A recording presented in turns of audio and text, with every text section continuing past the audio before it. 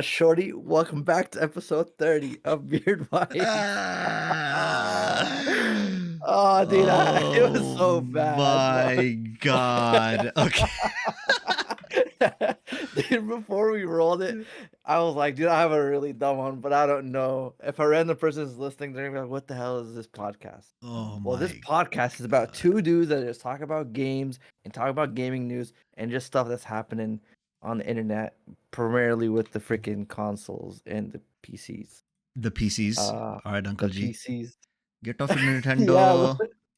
but you can tell by the way I'm talking, I'm over 30, but True. that's a different discussion. I'm right under 30, so haha. Old man. But we Anyway, have a good show for you today. We're going to talk a lot about Nintendo today, some Balatro news, and Randy Pitchford does not know when to stop talking. So that'll be fun. Yeah, let's get into it.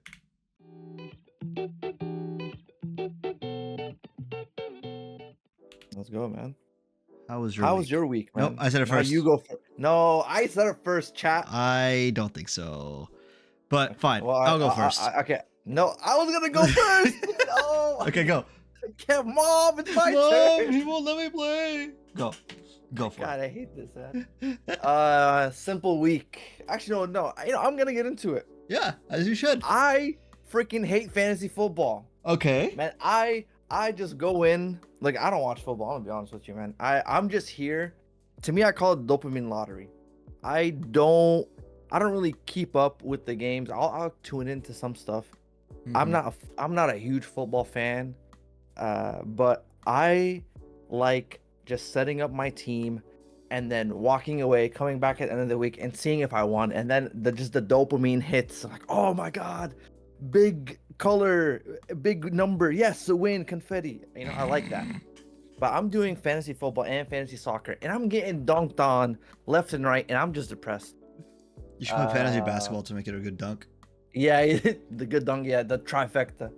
I'm like the inverse Thanos, bro. I'm playing all these games but losing at all of them. But yeah, and it sucks because I'm like losing by like in fantasy soccer, I'm losing by like 1 point Oh, or that's not 2 points. that's not too bad though. You can come back from Yeah, that. but like I'm 1-3 right now, which sucks. Cause like last year I won I won the league, and now I'm like at the bottom of the table. So it's anyways, man. But at the moment, besides just like slot machining my dopamine, I am playing Deadlock. That's been my current obsession until basically Ghost of Yotei comes out, because Oh yeah, that's that's like coming out soon. yeah, that's at the end of the month. So like I actually wanted to replay Baldur's Gate 3, but I was like, if I Really? start now, yeah. Well, part of it was like I feel like my wife would be interested in it. So I was like, let me Interesting. just bring the PC up to the living room and then play there. Would you do co-op, or you're saying she'd enjoy watching you I don't- play? she would just be interested to see it, I think, just to see like Yeah. the story and the different encounters and things like that. Okay. So because I think it would be overwhelming for her to play Baldur's Gate. So I was like, oh, maybe two birds, one stone. Just have a little backseat passenger talk about like do this, do that. I don't know. So Cool. Okay. yeah. What about you? your I did a couple things. I'll start with, so the one non-video game thing that I did was I watched The Glassworker. Me and my wife went to go see it. The Glassworker is the animated film made in Pakistan, that is like a hand-drawn animation, first of its kind to come out of Pakistan, and honestly it was pretty good. I would give it a solid 8 out of 10. I would say where it suffers is you can tell it's trying to be a Ghibli movie, so Oh, much interesting. so that you're watching it and you're like, oh, this is a good art style, but it's giving like it's beautiful, don't get me wrong, but like there's certain things that it does, or certain ways that it like animates its characters, or certain like stylistic choices that it makes, that it's like very clearly just a Ghibli rip. And again, that's not a bad thing, but I do feel like it's a little like you can be like, oh yeah, like this is Ghibli-esque, but it's not hitting the mark, if that makes sense, you know? Yeah. It's like playing a a Soulsborne game. Like it's like playing Neo. Yes, yes, exactly. It's good in its own right, but it's not exactly what I was kind of expecting. Or rather, it's trying to be something that, I would have preferred if it leaned into its own thing, actually. I would have actually really enjoyed the fact that it's its own like story instead of like this, you know, this again Ghiblified story that it's like trying to emulate. But not to say it's not bad. I definitely think everyone should watch it, and to see it come out of Pakistan is like really cool. Like I hope we get more hand-drawn animated things throughout different countries, different styles, and things like that. So for a first movie to come out of the studio, it was great. Nice. Yeah. Then I also played a lot of Deadlock with Ahmed. We've been going through it, but having some good games, some bad games. Last night was a horrible game. Oh my god. No, actually, wait. I forgot to mention this. I don't know what patch freaking Valve did, but there's so many people just dropping the hard R Yeah. just randomly, bro. I don't know. Like people are too comfortable on the internet.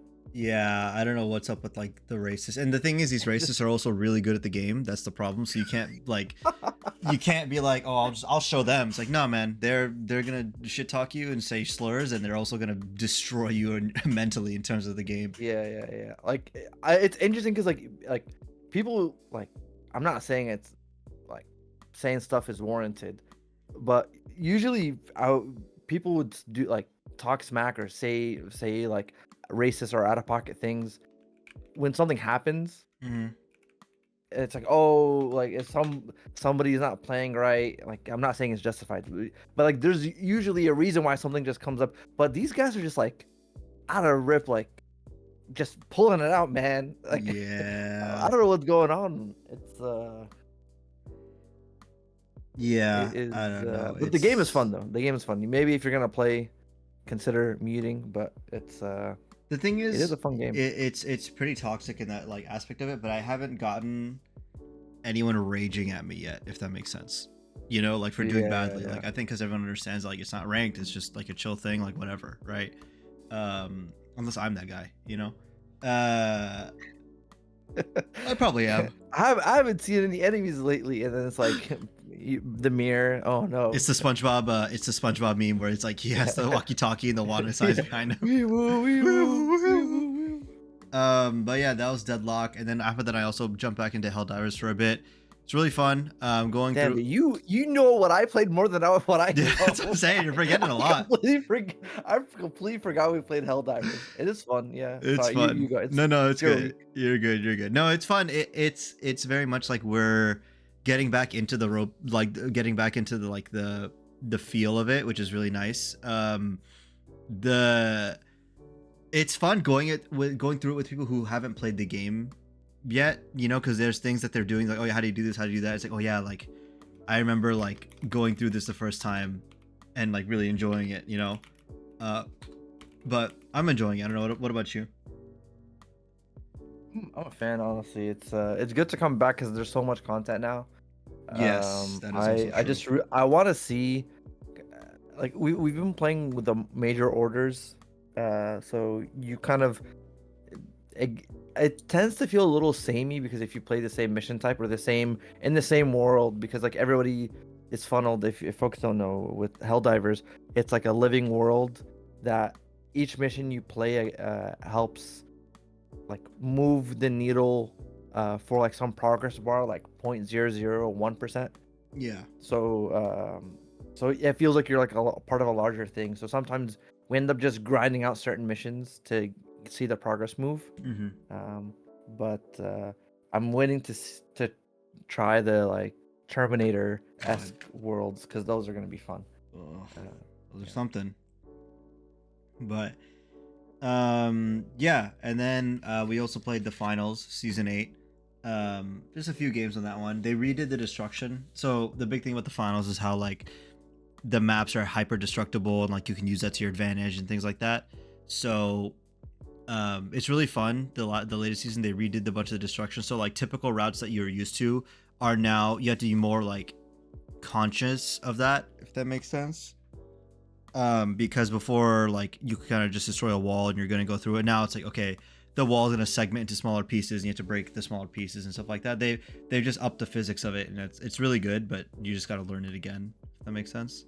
Interesting. Okay, because I kept hearing the physics got revamped or the destruction, but I didn't know the Didn't you play with us? I played, but like You didn't feel it, we, kind of we, thing? we no, it's time. We have a friend that always destroys everything, so like it always feels like destruction gets amped up. That's true. That is true. Yeah. But yeah, so that was the finals, and then I am at the final encounter for Hollow Knight, the final boss. Yeah, it's really fun. I do enjoy it a lot. I think I'm gonna take a break before if I get Silksong, simply because like I have like, hold on, let me see how many hours I got on this thing. Oh, hang on 1 second. Let me pause this. Sorry about that. Had to pause. My cat farted. It was disgusting. So yeah, Hollow Knight. I have. Let me see the exact hour count before I. So I think 20 of these hours are from the previous time that I played it, but I have about 58 hours in the game right now, which is still a lot, and I like it a lot. But yeah, like I said before, I think I'm just gonna take a pause before I jump into Silksong. Just seems like a lot, and it's one of those things where I still don't know if Metroidvanias are for me. I'm gonna be honest with you. I like this game, but there were points in it where I'm like, man, like because there's some games that I will like scrape the wall and like go around and try to find like the good ending or like the satisfying ending, right? Some games I will do that, like Dark Souls 3 and like Elden Ring, all that stuff, right? But for a game like this, I did not really feel that inclination to do so. I was just like, all right, I'm just gonna like I didn't really have that drive. So there were some things that I had to look up, like, okay, I don't really understand what to do here, or like what to explore and things like that. I think it's because like traveling around the map did get a little annoying at times. But again, it's not a bad game. It's really fun.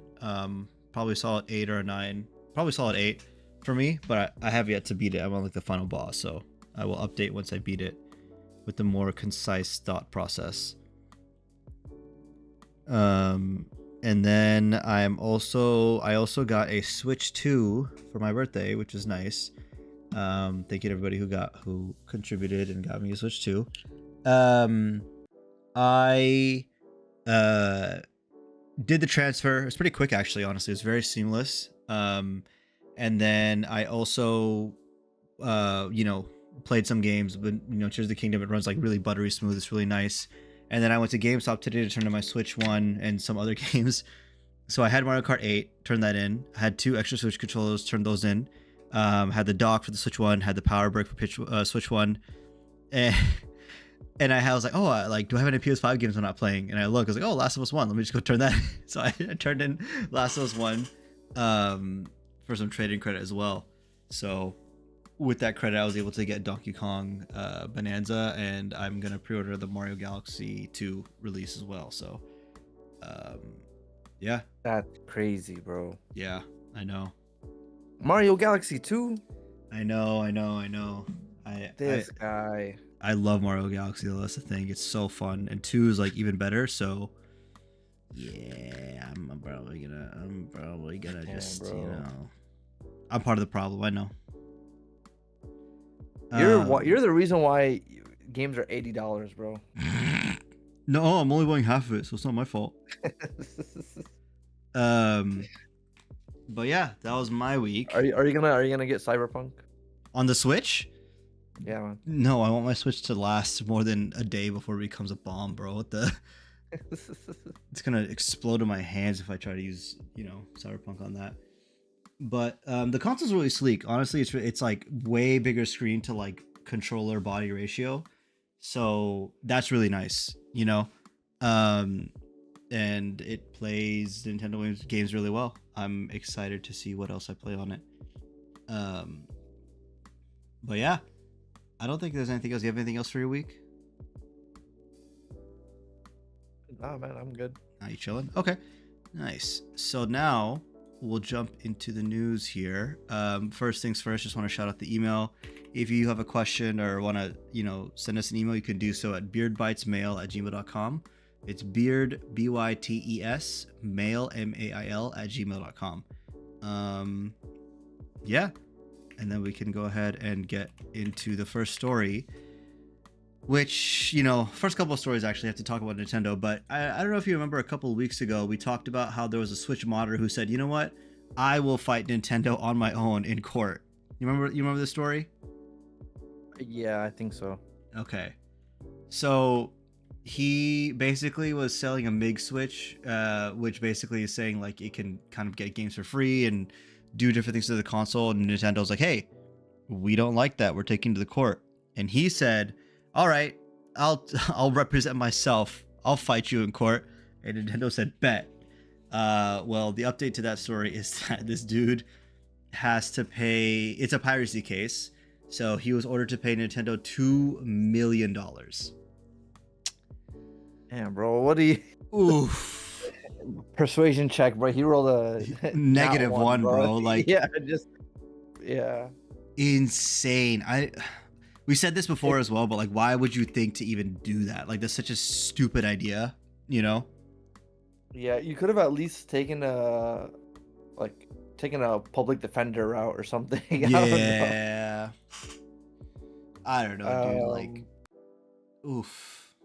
Because the thing he was selling was basically like this cartridge. Like, I guess the way it would work is like you have your game running on the Switch, and then you're able to like take all the contents from the RAM and then dump it on your computer, and then I guess that's how they rip the games.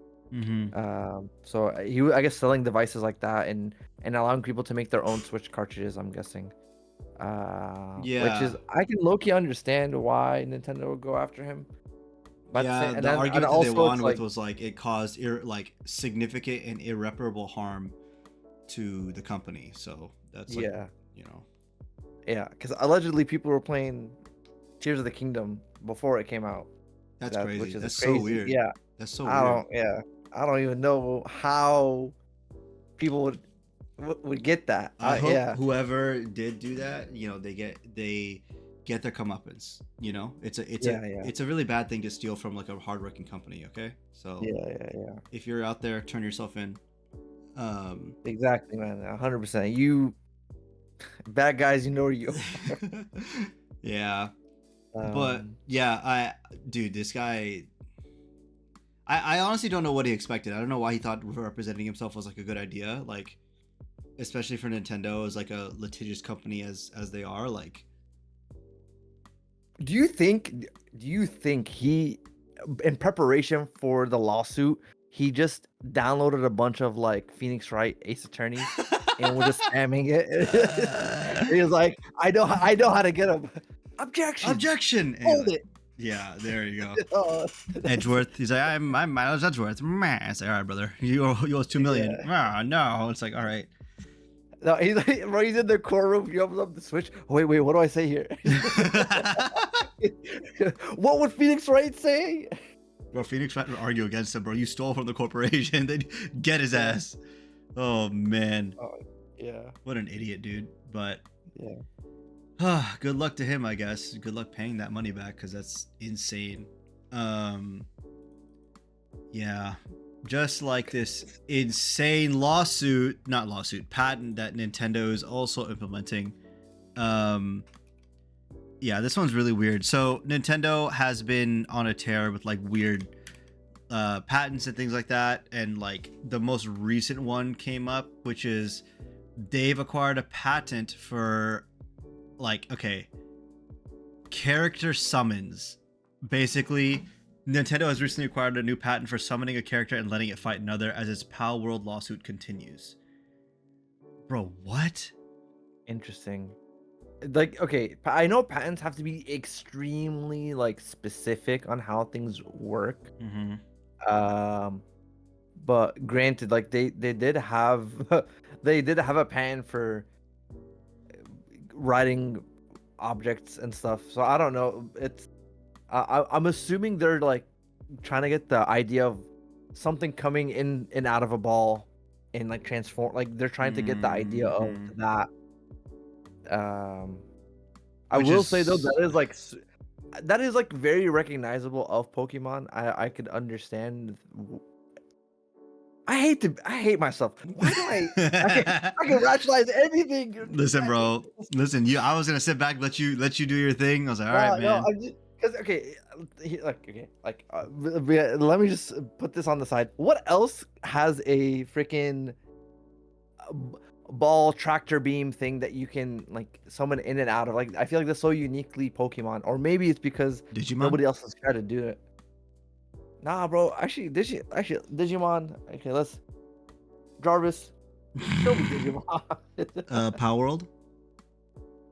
Power World's the worst one.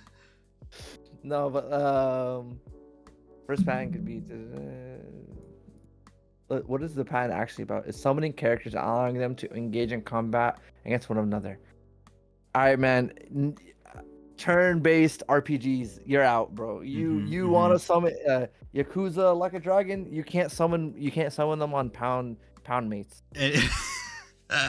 Anybody, any game that has it like has to just nuke that character, like Yufa from not Yufa, the three-eyed girl from Metaphor, just gone. That whole section, she doesn't exist anymore. Yeah, exactly, bro. The whole class. Who else?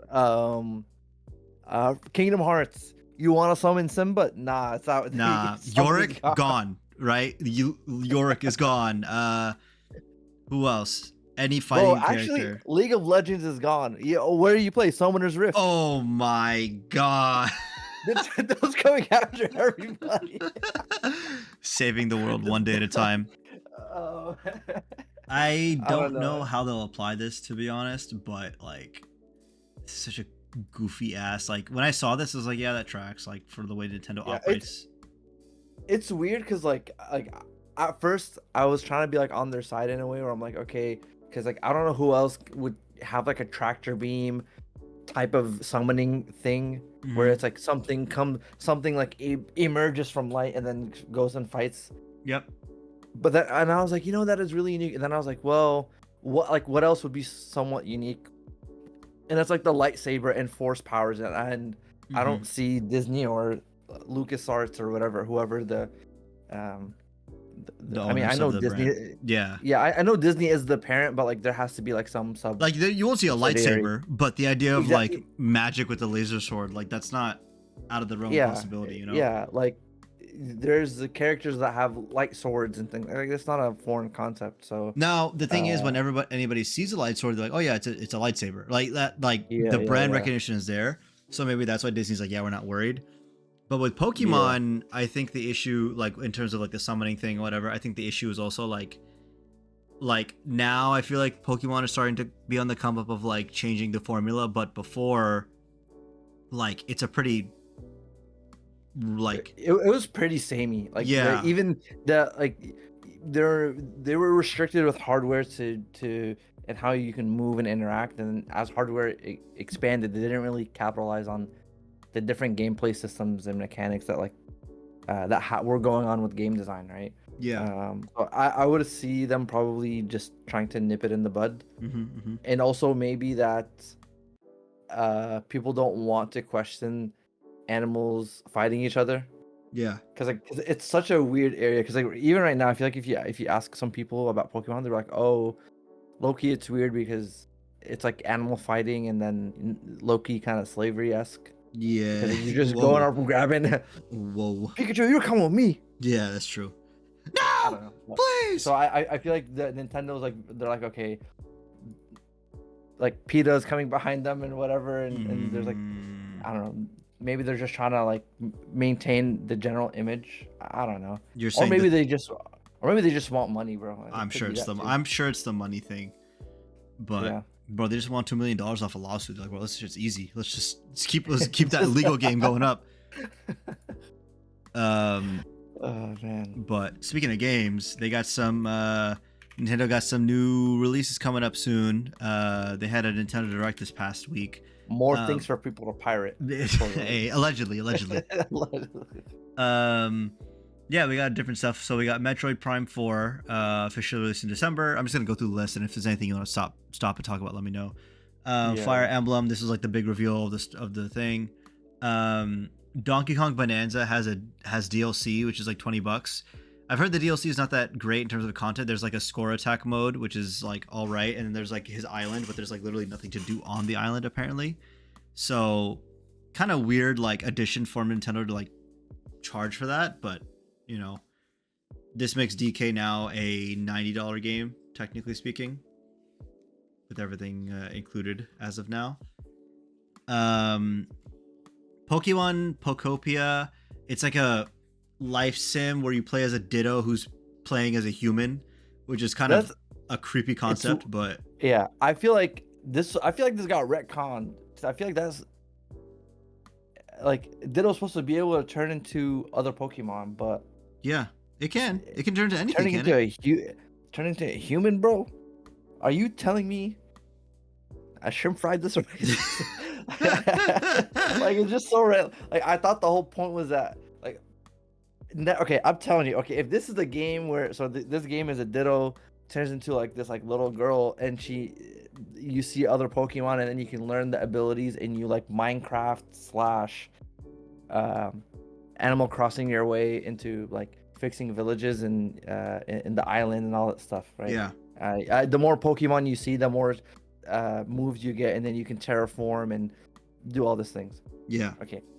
If we have this where the Ditto can turn into a girl, do we then get a Hitman Pokemon series where the Ditto just turns into, I like you know, turns into just turns into this taking out two rocket numbers. Yeah. Yeah. The concept, like, I don't understand why Ditto has to be a human for this game to work. Like, why not just make like a, you know what I'm saying? Like, why not? Maybe because you have to customize your character, but yeah. I don't know. I mean, it's an interesting concept, honestly. Like, that they're able to use the brand in the world in a different way. Yes, that is true. I'm happy about that. It's different. Yeah, I do think though the issue here is it's a bit close to home with Animal Crossing, and I don't know if they're just looking at this as like, well, the last Animal Crossing was, I don't know, pandemic time, like 2021 or whatever. So if this if this is like to kind of lull some of the fans, I don't know, it's interesting. But I miss, listen, bro, Nintendo, Game Freak, whoever, Pokemon Company, Ditto Hitman, I'm just telling you, bro. I thought you were about to say Last of Us Factions. No. But that'd be kind of cool. I'd play a Ditto Hitman. Or like a stealth game or something. I don't know. There's a lot you could do with I mean, they did a MOBA, right? Kind of. Yeah. So like they've done a fighting game too, right? Like, so they have the pull. They just gotta see what they can do with it, right? The stealth game. I'm just telling you, bro. They're doing, and look, Pokemon Racing is gonna be there. Pokemon stealth game. They should make it a card game. Oh yeah, you're right. I haven't heard of that one. I think there's money in it too. Super Mario Galaxy 1 and 2. Mario Galaxy. Super Mario, we do the bed game. Mario Galaxy is getting a bundled release on October 2nd for $70, which is, you know, it is what it is. I ain't buying it. That's because I already own one of the games. Wait, no, hold up. Yo, rewind it, Your Honor. He said it at the beginning of the hour. No, yeah, I am gonna order Mario Galaxy 2 because I already own Mario Galaxy 1 in a weird 3-game collection that they released. It was funny because when that game collection came out, people were like, "This is a terrible deal, and it has such weird limited exclusivity timing. Like, why is this a thing, right?" And then like this comes out, and people are like, "Wow, this makes that other 3-game deal look good." You know, like that's how bad this deal is. So. Yeah, it is. I'm not surprised, but hey, listen, kind of worth it in my opinion, you know. No, I'm just kidding. But and then they also announced a Mario Galaxy movie, which is the sequel to the first Mario movie. Very cool. Then They're bringing back Chris Pratt, him and his God-fearing Christian vibes. Yoshi and the Mysterious Book. I don't know what to make of this one. Looks cool. The Nintendo is redoing the Virtual Boy as a physical item, which I don't know. Would you get this? Nah, apparently the Virtual Boy sucked. So why would you go into it? I don't know. Yeah. They're not making new games, or it's more of a, I guess, preservation thing. Because I think the biggest knock on Nintendo was, oh, we have to rip your games because they're not preserved. So I guess this is their way of combating that. Yeah, I don't know. We'll see. I guess it's $100 for this accessory, so take that with what you will. Pokemon Legends Z-A Mega Dimension stars Mega Raichu X and Mega Raichu Y, so they have DLC for this game. Super Mario Wonder Switch 2 edition. There's some like extra content there. I couldn't figure out if this is like an upgrade if you have just the regular version, but I don't know if they said that. Mario Tennis Fever launches in 2026. I could have sworn they already released a Mario Tennis game like very recently. Right? Yeah, I was hearing similar things. Okay, so I'm a little confused as to what this is supposed to be, but the Hyrule Warriors Age of Imprisonment trailer. Hades 2 gets an official 1.0, which is on November 12th or September 25th in 2025, which, yes, I am so excited for this. It's so good. Yeah, I will be playing this like crazy. Oh wait. Additionally, Hades 2 in TV mode will run at 1080p and 120 FPS, and it will support cross save between Switch 2, Switch, and PC. Nice. That's dope. Okay, that's awesome. I didn't know that. Damn. Now I can probably throw that in there. Okay. Resident Evil Requiem gets a date or gets Switch 2 release, so kind of cool they're putting that out. I believe Resident Evil games are pretty like well optimized for stuff as well, so not surprised to see it. I am glad it's here though, right? Kirby Air Riders Amiibos, Final Fantasy VII Remake is coming to Switch. Dragon Quest VII Remix is coming to Switch. Stardew Valley, Nintendo Switch 2 adds mouse controls and co-op and more. Overcooked 2, One Piece Warriors for Nintendo. Wait. Pirate Warriors 4 Nintendo Switch 2 edition comes to Switch. That was hard to read. Human Fall Flat, Monster Hunter Stories, Mortal Kombat. Okay. Dynasty Warriors, Suika Fruit Merging Game, Storm Lancers, Fatal Frame 2, Power Wash Simulator 2, Danganronpa 2x2, which is like a remix version of it, Papucom, don't know what that's about, Linked Banner of the Spark, and then Dinkum, as well as Persona 3, EA Sports, Little Nightmares 3, Lego Voyagers, and yeah, that was mostly everything. Bro, I'm seeing a comment on the article says, so many old ass games. Oh yeah. Yeah, interesting. Oh, hang on, let me pause it real quick. But yeah, any thoughts about the direct? Anything interesting that caught your eye specifically, or? I'm glad that we're seeing the 1.0 for Hades 2, and that Ditto game looked interesting. But I don't know if I'm gonna play it, but just conceptually, that it looks like they're Pokemon is trying new things. So. Yeah, that is true.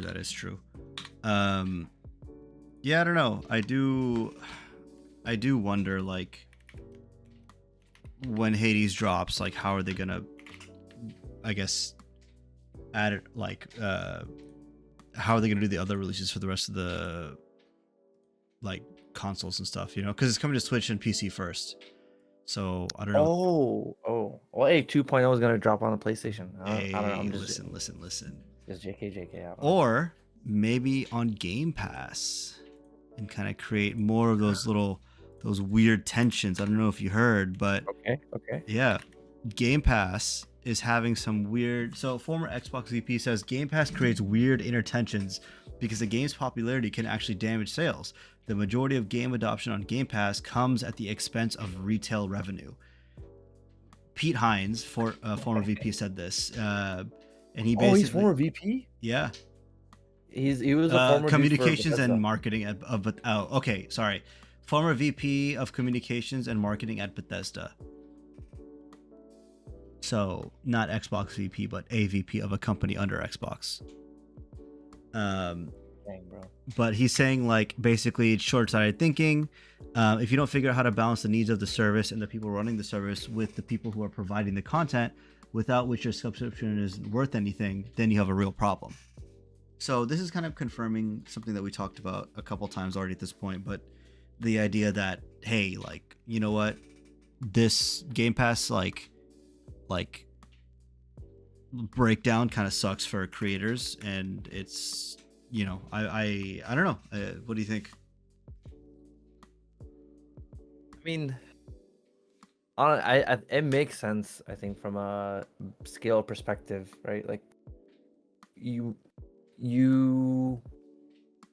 wouldn't expect like to sell 1,000 copies of a game if like 500 people have Game Pass. You know, like people are not gonna buy, like I think the expectation was you play it on Game Pass and you're like, oh wow, you really like something, then you go own it.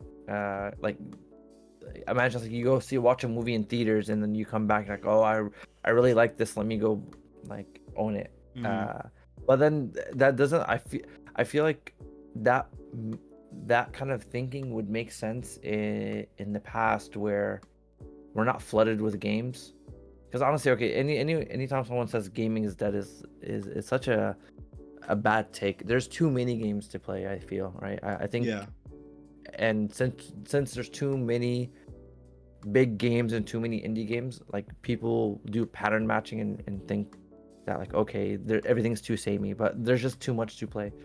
So like by the time you are done with one game, you can start another one. You don't get that moment to kind of yearn for playing a game again, I think, which maybe Microsoft was thinking with Game Pass, that like, okay, you rope people, you like double dip, you rope people in with a subscription, and then if they love it, they buy it. But Yeah. the world moves too fast for people to want to pay for something twice, you know? Yeah, and it's also like, I don't know, like there's no way Game Pass is so successful that they're able to sustain all the other studios under Game Pass. Like Doom Eternal were launching on Game Pass, I 100% believe was detrimental to that game's sales because of, one, the game is like $70, so people were like, oh, if I can play it for like $10 and then cancel my Game Pass, why wouldn't I do that? You know, like we don't have the exact numbers, but like I did that. I didn't buy Doom, and I was like, all right, why would I buy if I could just play it for, you know? There were some games where I purchased but because like they left Game Pass, but I didn't buy it on the Xbox ecosystem. I bought it on something else. Like so, on Steam. That's funny because like it's funny because I did that with No Man's Sky, where I was like, oh, okay, I really like No Man's Sky, and when I want to play it on Steam, so I was like, okay, let me just take the save file, convert it, and then you know, rip it out. It's funny because like that's like the exact opposite of what they were expecting. Yeah. Or what they intended. They tried, but didn't really work. But you know, I don't know. This is a constant conversation that keeps happening. I do think, in my opinion, I don't know if Game Pass will last a huge amount longer, just because of how much Microsoft is cutting back on like gaming stuff, and like they're kind of giving, I don't want to say they're giving Phil Spencer the business, but they're like, dude, like you got to turn this around somehow, you know? And it's not really working out, I feel. Yeah, I mean, yeah, it's a tough situation. Maybe things will turn around with the handheld release, but or the new Windows gaming Windows, whatever they do there. So I doubt it, dude. I doubt it. Well, because I mean, if they do that new Windows gaming Windows centric view, that's then, true. I see what you're saying. Yeah, maybe. Then that might open up the market for PC gamers a bit more. Yeah, Maybe. Just Yeah. like Intel's new Battle Mage GPUs that are dropping apparently. Yeah. Um, Honestly, I thought these already dropped. I'm gonna be real with you. so there was a version that dropped earlier this year, but apparently that was like very much low to mid tier. Now apparently what's happening is, so for context, there was some packaging that was leaked for Intel's Battle Mage gaming GPUs, and it's apparently the high end version of it, so it should compete with like the higher end graphics cards like 5080s and 57 and 50 like 890s apparently, which Oh. wait Wait. I think it's 5070. 4070 5070, sorry, yes. Okay, that would be kind of cool. I mean, I'm all for more competition in this area, right? Like, why not? I And think the big thing here, because like Intel has been pricing this super aggressively. Let me see what's the. You know what? I'm just gonna Google. I'm pretty sure. You know, hey, let's play some dopamine lottery. How much do you think this thing is gonna cost? ooh, I'm gonna say 600. No, yeah, 650. Wait, hold on, wait. Let me. Okay, where's the? Oh my God, it's redacted. Dang it. Oh, was there a price? I'm trying to find the price. Because the Intel graphics cards, they are they price it super aggressive because they know you can't, like, it's bad at playing like the DirectX 9 games, but it's great at like 11 and 12, I think. Really? So I'm just trying to see. Okay, it's unknown, but it's said to be around 400 to 500 apparently. Ooh. Which, if you're looking at like a 4070 right now, let's just, go to Amazon. What does Amazon say a 4070 cost? 4070. 4070 runs you about $500. A 5070 will run you about 600, which is crazy because I think MSRP, there has to be a sale or something, because I thought these cards were like 650 or a lot more. Yeah, I don't know. That'd be kind of dope though, honestly, if it's that cheap of a price for like a really competitive like space. I hope they're not going like AI focused like Nvidia did this past generation, but just like I want more like raw power, if that makes sense. Dude, this is sorry, intrusive thought came in, which is like, I know we're talking about Intel, but it would be great. Like, I think Nvidia missed a moment to make another trillion dollars. Oh yeah. Because this is so stupid. Because they're on the 5070 right now, right? In the 50 series. The next one is the 60 series. So they can just go on stage and be and just say 6070. Oh my God. Boo. Okay, it's for those who don't know, this is like the dumbest Gen Alpha meme, where just people just say 6 7. Like, anytime people see the numbers 6 7 next to each other, they go crazy. Like, man, do you actually, never mind. Let's go back to talking about Intel. Just say it. Say it now. It's too late. No, I'm just imagining. Do you think they're gonna do that at the keynote in a year and be like, dude, anyways, if they do, I'm gonna kill myself. That's so let's just bury this point. This is so dumb, man. But I at least I think with Intel cards you do get a free copy of Battlefield 6. So if you're trying to upgrade, maybe consider Intel. Yeah. Oh, because it's funny. Nvidia used to be the flagship partner, but then after they came out and said, "Yo, no more RTX in this stupid game." damn. Yeah. High-key, I'm pretty sure they did that just so that it could run better on Series S. Which, hey, man, if that works, that's great. Nice. I respect it. Just like I respect Local Thunk, the Balatro dev, for giving us an update as to where this Balatro update is and what's happening with it and all this stuff. He basically put out a blog post and said, hey, like, you know what? I shouldn't have announced a date for the 1.1 update at all, like as in 2025. Like, he's like, I'm a hobbyist developer at heart. And I really enjoy the process of making games as a hobby and having fun with it. Like, now that I have all this money, I can dedicate more time to it, but it's just me doing this, and I want it, you know, I want it to be done properly, and it's going to be done when it's done. Very sorry it's not coming out this year, probably next year, but that's a big maybe. We still don't know. Yeah, man, I think it's cool that I'm bummed, obviously, but also I don't want him to rush it or like feel stressed for making this and stuff. I feel like Balatro has plenty of content that you can just play through it until he releases more. But what do you think? Someone that's downloaded Unreal Engine, I understand the struggle here, man. As a fellow game developer, you know, Mr. Thunk it's tough himself. out here. This is local Thunk. Yeah. Ahmed made Balatro, actually. Exactly. Yeah. Yeah. Yeah, I'm somewhat a game developer myself, actually. No, I mean, it's good, honestly, especially like considering that this was something that, you know, like from interviews, he was saying that this was a game that, like, this was his practice game, which is a crazy way to start, right? Yeah. So I mean, it's good that takes his time to make it, because it like, I think something like this, it's important, especially if you're a single person. Yeah. Like a one-man team, you need to pace yourself out and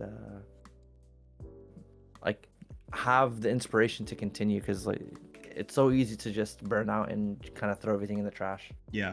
And then you make decisions on, like, design decisions. You're like, why did I do this? And then sunk cost fallacy, and you have to continue with like some certain things. Yeah, it's very much like it's okay, Rocky, you take your time. Yeah. Just like Star Citizen is going to be taking its time releasing this goddamn Squadron 42. Oh, they've been taking their time, bro. Yeah, but didn't we just cover a story with like, dude, it's going to be bigger than, I want it to be bigger than GTA 6, and then the head Jared Huckabee basically came out and said he didn't mean to suggest that Squadron 42 will be delayed out of 2026, but he just doesn't know what the future holds for any of the game. He doesn't know if they're going to make it the 2026 release date. So another delay probably is going to happen. But again, there's no guarantee. But it's just the fact that we're here again, you know, having the same exact conversation. But I'm not surprised. It's crazy, man. As a guy that's downloaded Unreal Engine, I don't want to figure it here, right? Listen, when you developed your first game, right? When you made Baldur's Gate 3, right, solo, how much time did it take you, right? Yeah, I don't know, man. I don't know what's going on with this game, man. It's like, and why would you? I don't know. Why would you make the promise? Why don't they just release it? Is it like, I don't like it, it's not done yet, and they wouldn't release it undone getting charged for it, bro. Oh yeah, you're right. Like the same way they wouldn't release like helicopters and or blades or whatever in spaceships. No, of course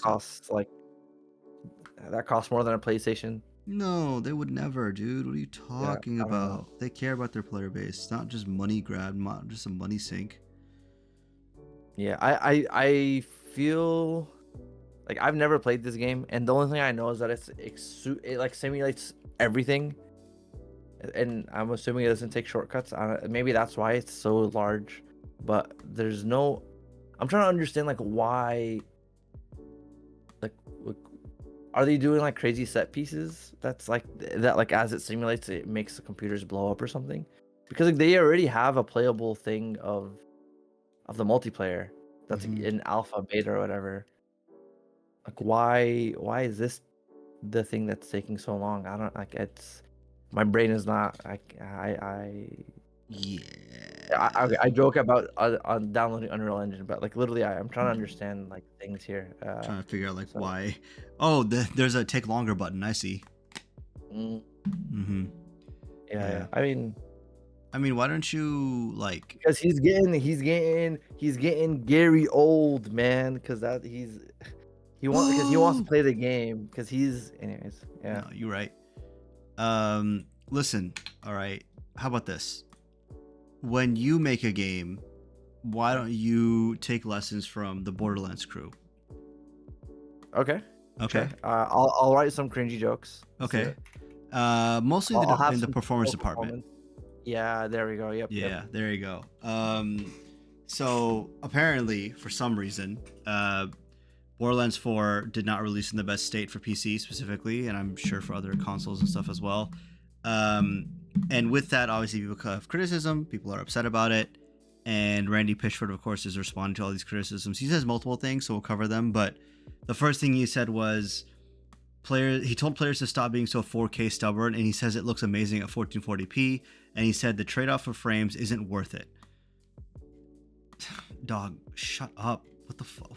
Why do you keep saying things that like put a foot in your mouth? I feel like.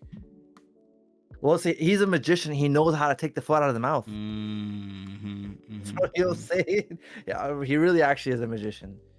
Randy Pitchford, which is interesting. Yeah. Anyways, but like, I don't know. I mean, granted, it's an interesting situation. Why not? I need new phrases. I keep saying the same thing. Basically, this game is defined by art style. One of the defining features is the art style. Yeah, and I agree with they that. moved more out of the cartoonish art style and leaned a little bit heavier in the realistic way. I feel like the colors, like the way light bounces on things, I feel like looks a bit more realistic, but has like a harder outline. Yeah, it's not it's cell shaded. No, it's not as stylized. Yeah, it's not. I don't feel like it's cell shaded as much. Like you do see. You're saying for this one specifically? Yeah, between 4 and the rest of the series. Yeah. So it's a bit harsher. Like maybe like a lot of post processing or something. That I guess maybe is hitting it in the performance aspect. Yeah. Which is crazy because like it says here it's built on Unreal Engine. So like as a guy that's downloaded Unreal Engine. Guys, did you know that I'm downloaded Unreal Engine? This is the worst bits, dude. I'm milking this thing. I swear to God, I literally just installed it yesterday just to see what it's about. So I'm just glad I have this bit that I can use as a crutch. Tune in next week when we make our own game. The joke writes itself, man. No, but it says it's built on Unreal Engine, and low key, I feel like a lot of Unreal Engine games have problems. Like, but 4 I thought was pretty stable. 5 is the one that people are having trouble with, no? Yeah. I feel like 5 adds so much that I don't know what it is. I'm just assuming that it's adding a lot of like lighting effects that everybody just kind of like ticks a checkbox and then like it just like nukes things. Because I would assume there's like a lot of ways you can achieve like, or you can simulate certain things instead of like doing like global illumination. People are saying that like it has. Oh, excuse me. People are saying the issues that they're facing are like it's just like the graphics itself. Everything is making the game chug, not just lighting, not just like, like the game is just not optimized well at all. People with 5090s are struggling to run this game. So like it's just another classic case of like, oh, like they released a busted game, and I don't know if they were trying to make a certain date or what, but I assume there'll be patches in the future for this, right? Yeah, I mean there has to be. There's someone that was talking about it like in one of the Slack channels I was in, and they were talking about like it's actually funny that I realized that someone was like they were playing on a 2070 laptop and they're like, it's so much fun, and bam, the laptop just died. Oh. He was like, I had to go get my other gaming laptop to start playing, but he's like, after the patches came out, he's like, it's been good, but it's kind of funny. Yeah. Dude, no, the crazy thing also, it crashed on Conan when Conan was doing the I saw that, and the guy who was with him, he's like, what did you do? He's like, nothing. He's like, I'm just sliding, bro. I'm playing the game. Like, what are you talking about? It's like, all right, man. Yeah. It's not Conan O'Brien's fault for crashing your shitty ass optimized game. Yeah, he's literally a clueless gamer. It says it in the title, man. That's true, actually. You knew what you were getting. But I think Ahmed, as a new and up and coming like Unreal Engine master, I think the difference here is that like, okay, with someone as extensive game experience as yourself, right? Yes. When you receive criticism about your game that you've made, hundreds of games that you've made, what is Yeah. your response to that, right? Yeah. You know, after making a million games, I just tell them, look, man, I know what it takes to make a game. You don't, Okay, fair basically, enough. right? Well, Yeah. then, so you've coded your own engine then, right? No, bro, I use Unreal 5. What are you... So in those tweets that Randy Pitchford, this is the second quote that we're talking about here. Randy Pitchford basically said, oh, like you should do all these things to help optimize your game. He also says if you have a DLSS option, use it, especially if you're trying to run at resolutions that higher than 1080p, which, okay, I feel like 1080p is the baseline, but this is a campaign game. You're not competing in high stakes esports here. The input latency is so negligible, it would be less than 0.1% of the population. That this would affect. Yeah, so take the W on frame rate and use this incredible tech with DLSS on. And then someone responds, which rightfully so, or just an idea, make your game look good without relying on AI upscale. To which Randy responds and says, he took a page out of Ahmed's book here. Code your own engine and show us how it's done, please. We will be your customer when you pull it off. The people doing it now are clearly dumb and don't know what they're doing, and all the support and recommendations that encode architecture from the world's greatest hardware companies and tech companies working with the world's greatest real-time graphics engine coders don't know what you seem to know. /S. Bro, he is upset. Someone, I don't know what it is, but that AI upscaling comment got to him real bad because he is pissed. I do think he kind of brought it on himself for being so vocal about this, you know? Yeah. Because it's one thing to release a buggy game and then, like, be quiet and fix it in the next patch, right? Be like, hey guys, sorry about that. We had some issues. It's not okay, but, you know, like, that's more acceptable than him jumping on Twitter and being like, ooh, actually, I don't think that, like, you know, like, trying to justify it and, or, like, give people tips that aren't necessarily great, you know? It's just the idea of, like, the company releasing a faulty product and charging full price for it. I think people have a right to be upset, and I don't think you have a right to be like, oh, well, then you make it then. It's like, bro, you fucked it up. You know, this isn't the. I mean, I'm twisting his words here. I'll be honest, but like, it's funny because like the way people have been quoting this is that like, oh, Randy Pitchford says code your own engine, and it's like, buddy, you didn't code yours. So I don't know. It's like he's saying it from the fact of like, oh, like Unreal is like the premier place to go. And we're working with the folks to Unreal, and it's like, oh, if you think we don't know what we're doing, then like you're an idiot because like this is the place to the company to the engine to use XYZ or whatever. But I don't know. It's there's always things to improve. I think. Yeah. Okay. Jokes aside, I'm not a game developer. Right? It's too late. The jig is up, bro. I'm right, but I think when Randy Pitchford goes and previously says, oh, people would definitely pay $200 for this game, and then this comes out and it's like, okay, you know, it's I don't know, it's a weird situation. It'll probably get fixed, but yeah, it's like, I think like this year I feel like it hasn't had as many like horrendous crashes, like day one crashes. Yeah. But I think this game has not bucked that trend, unfortunately. Yeah, so unfortunately, like I will say there, I was watching a friend play, like, okay, not what, okay, I'm playing Deadlock, and then one of my friends on Steam, I keep seeing him launching Borderlands 4. Oh, this guy's playing Borderlands 4. I'm like, okay, cool. 5 minutes later, he's playing Borderlands 4. I'm like, yeah, he just did. Wow, he really He's likes playing Borderlands 4. Yeah, okay. How many copies of the game did he buy? But it's just him relaunching the game over and over and over. It's,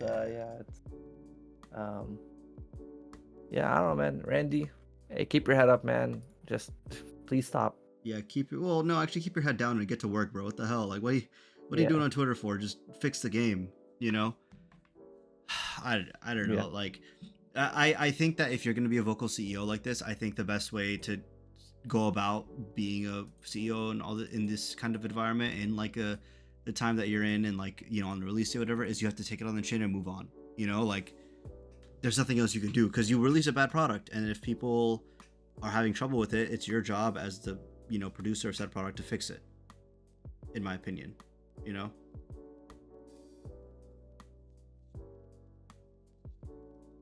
Yeah, man. It is what it is. It is what it is.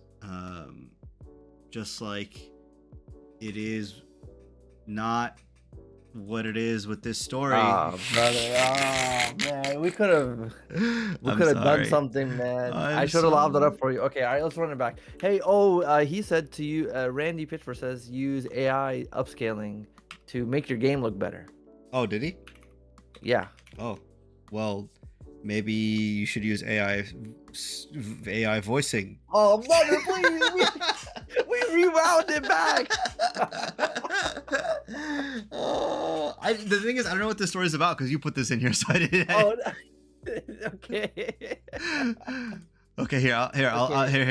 No, I got you. Okay. All right. Basically, all right. So, there was a Tomb Raider remaster for Tomb Raiders 4, 5, and 6. Mm-hmm. And it came out that I think Aspire Media, who released the remaster, was using AI to, I guess, I don't know if it's like up-res or add new lines to Lara Croft. So the original voice actor for the French game came out and is suing Aspire Media just because it's unlicensed usage, I guess. Right? Okay, get that bag, sis. I hope she gets her bag. Yeah. Okay, Slay or whatever. I don't know, whatever the kids say. I don't know. That's kind of cool though, like the fact that, or not the fact that she's able to hopefully get money out of this, because the act itself, what they did really sucks, but hopefully she's able to like get some compensation, you know? Yeah, it's interesting because I think a similar thing happened. I don't know about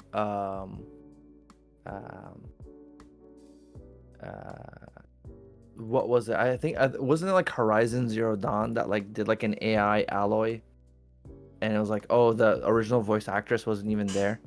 Something like that, yeah. Yeah. So I feel like it's I don't know, man. It's like like it's starting to impact like, or being used in a way that like it's a little bit more tangible. So it's interesting to see how this is gonna like be addressed in the courts, because like that you know, once the precedent gets set, then at that point like people can like know how to step around.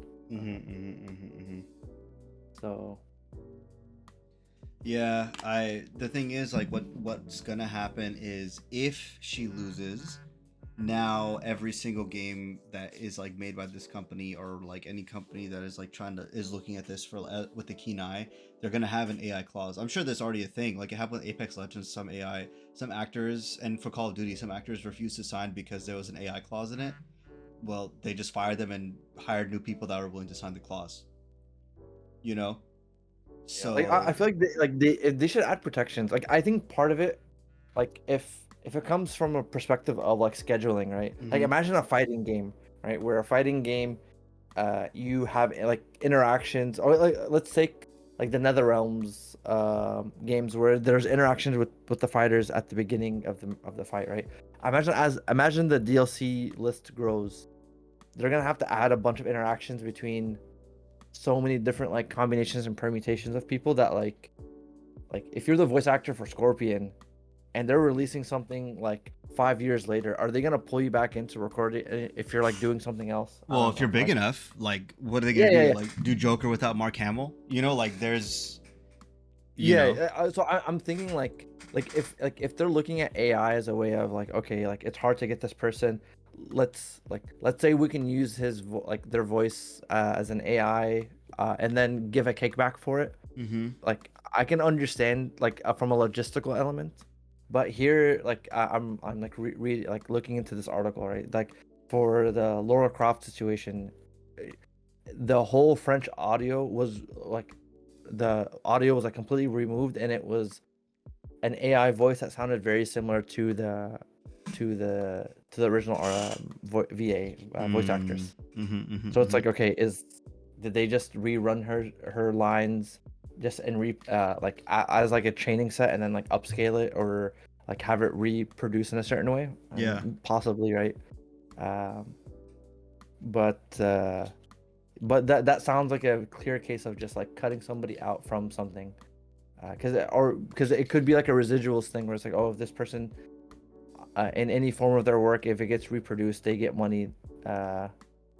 Then it's like, okay, if you just cut them out, then okay, don't give this guy money anymore, you know? Yeah, I mean, from a cost savings perspective, I 100% understand, right? But I personally am of the opinion that, like, for example, Kevin Conroy, right? I loved him as Batman, the best Batman, right? Voice actor that anyone's ever heard and ever probably will hear.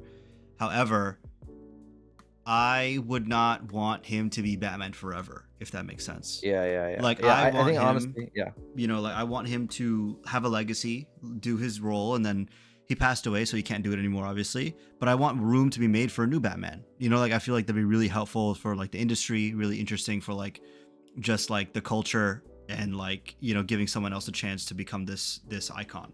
You know. You were saying something? No, I was saying I agree. Like Kevin Conroy, like I do not want to hear AI like voice of him, honestly. So. Yeah. And so, yeah, but like you have the example of James Earl Jones, who turned over his voice for Darth Vader, like his estate, you know.